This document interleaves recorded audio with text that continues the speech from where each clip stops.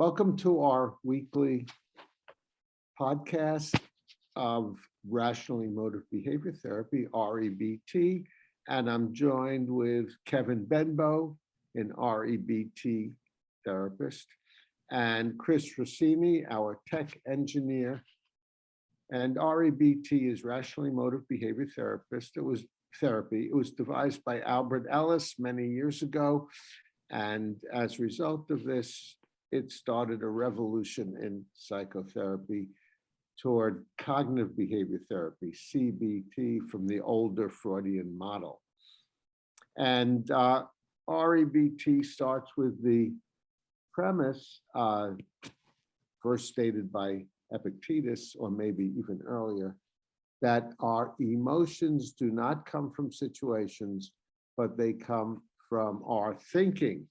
Thinking causes our emotions. So if you're feeling anxious, depressed, angry, or guilty, and you want to change that, look to the ideas in your head and change that. And if you watch some of our previous podcasts, you'll get more ideas about how to do that. You could look at my book, 3-Minute Therapy, which discusses this in great detail. And you can hire Kevin Benbow, my partner here, who's in Yuma, Arizona, for therapy, or hire me for therapy, and we'll take you there. Today, we're going to be discussing a very large topic, reality. And what is reality? Do we know reality?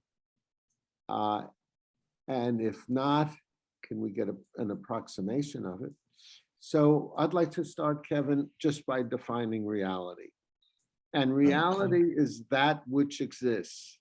Anything that exists in the real world is part of reality. Now, it doesn't have to be evident to the eye, because there is quantum data which exists, and other things like that. Kevin, did you want to weigh in as we start? No, I agree. I agree with that. Reality is everything exists, whether we know about it or not. That's for years, well, thousands of years, people didn't know about germs. And so there were all kinds of different theories about what caused illness, usually involving the supernatural. That was their understanding of reality. And now we have a little more knowledge and we understand germs and viruses and that sort of thing. So yeah, agreed.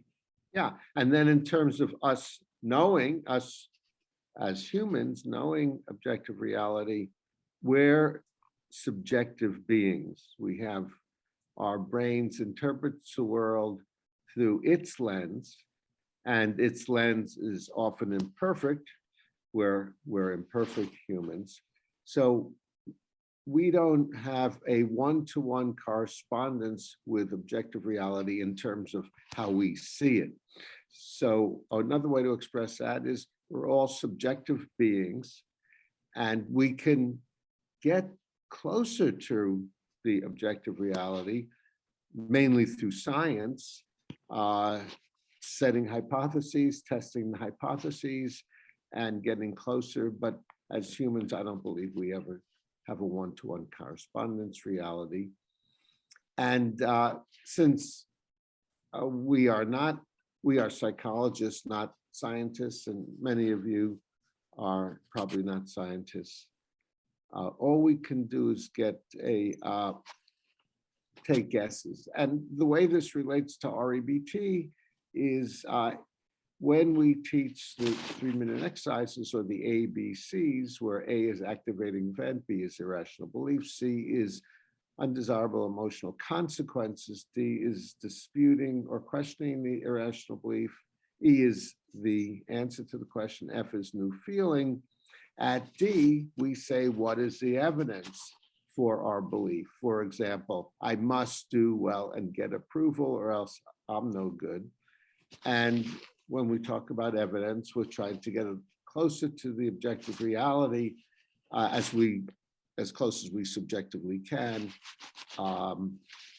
And we always come up with, there's no evidence for the must. There's no evidence why I must do well and get approval, why you must treat me well, or why life must go well, although we prefer these things. So the more you disabuse yourself of your musts and shoulds and reinforce your preferences, the better you'll feel, because you're getting away from fictions. Musts, psychopathological musts and shoulds are all fictions. They don't exist. So when you ask for the evidence, if you think about it, you come up with no evidence for the must, but just for your preferences. And that will lead to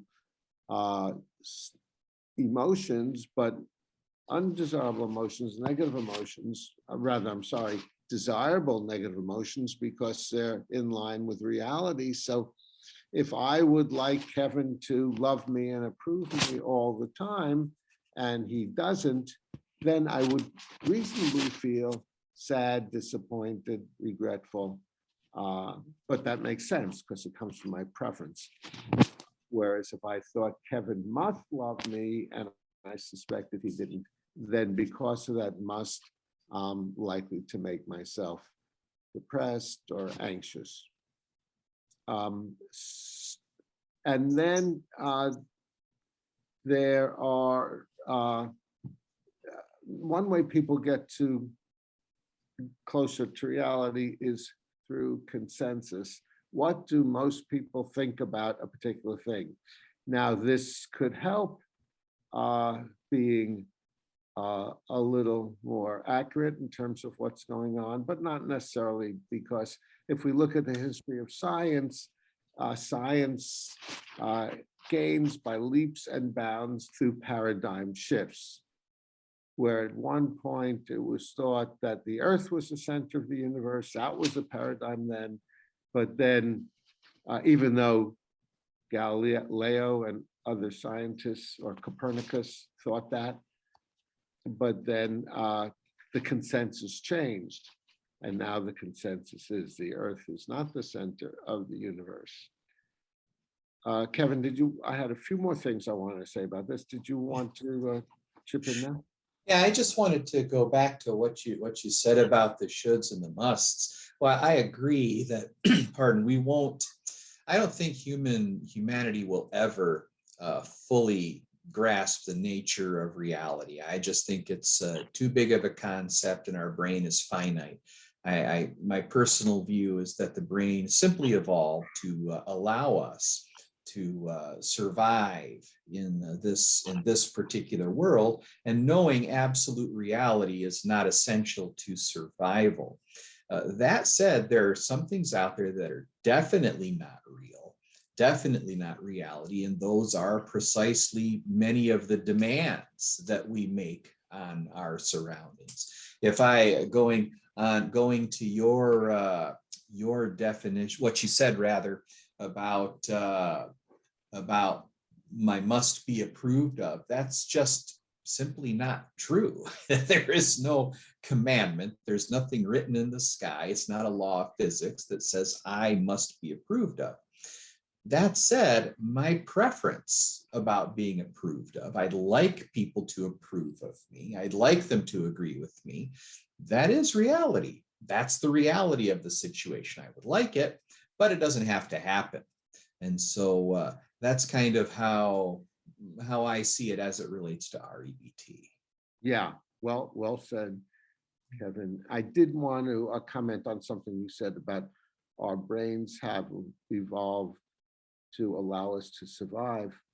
I think that our brains just have evolved to allow us to survive long enough to reproduce and proliferate our genes, but our brains are governed by our genes, and our genes have no interest in us surviving beyond reproducing and proliferating more genes. So would you agree with that? Well, yeah, that's the nature of life. Natural selection really is primarily interested in us passing our genes on. In fact, I'm fond of reminding my clients that natural selection doesn't really have a preference or an agenda. It's just something that happens, and it doesn't care. It doesn't care if we get if somebody gets pregnant out of wedlock or raises a baby in a dumpster, is an abusive parent. Natural selection simply doesn't care. We have the advantage as human beings of using this excess brain space to make our lives more comfortable and to alleviate psychological suffering. But yeah, I agree. Like all organisms, the primary goal is to perpetuate more life. Yes, I did want to comment on the idea of false facts. Sometimes uh, in politicians or others talk about false or fake facts.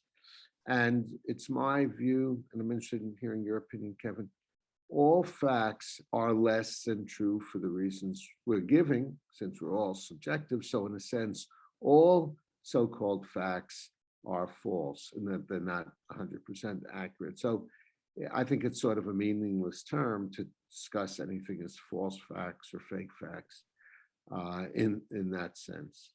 Also, another part of this is the Heisenberg uncertainty principle, which shows that when you try to measure something, just by the fact of measuring it changes the phenomena you're measuring.